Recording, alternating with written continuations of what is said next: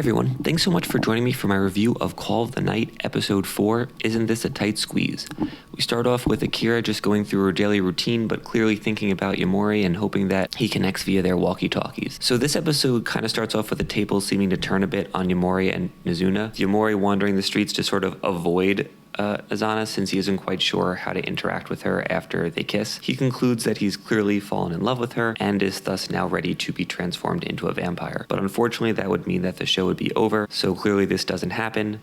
He does not actually fall in love with her and does not actually turn into a vampire. Akira and Yamori run into each other, and the three of them hang out, or the two of them hang out with Mizuna. This episode brought to you by Street Fighter, complete with all the characters and actual recreation of Street Fighter Alpha /03 for PlayStation 1. They continue playing video games, and next they play a dating sim. Naturally, after all of that, three of them go to sleep together, which is about as awkward as you would think it would be. Akira is naturally fairly opposed to this, but eventually lies down, goes to sleep, and winds up oversleeping.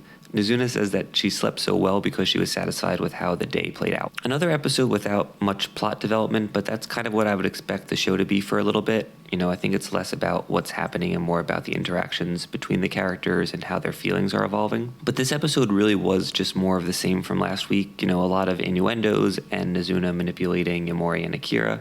What did differ from last week a little bit was that Mizuna was initially seemed to be trying to drive the two of them apart, but then seemed to try to be bringing them together towards the end of the episode.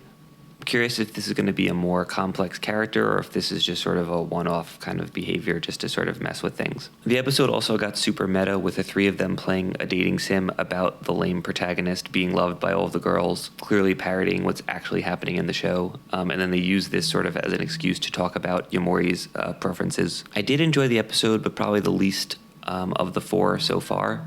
This episode started to feel repetitive, except really for the very end, which was, as I mentioned before, Mizuna starts acting a little bit differently. But maybe this is sort of a trend since I felt like maybe this will be a bit of a trend since episode 2 felt a little repetitive to episode 1 and episode 4 seemed a little repetitive to episode 3. I just hope something a little bit more interesting happens in the show past the characters randomly wandering into each other and then kind of briefly talking about their feelings. The interactions are interesting, but it's like maybe a couple of minutes of interesting dialogue spread out across a 24-minute episode of kind of this meandering plot, which is still beautifully animated and has a great soundtrack, but that can only take things so far, in my opinion. I'm going to go a little lower this week and give this episode a 6.5 out of 10. It wasn't a bad episode, but I'm not sure you would miss out that much if you gave this one a pass.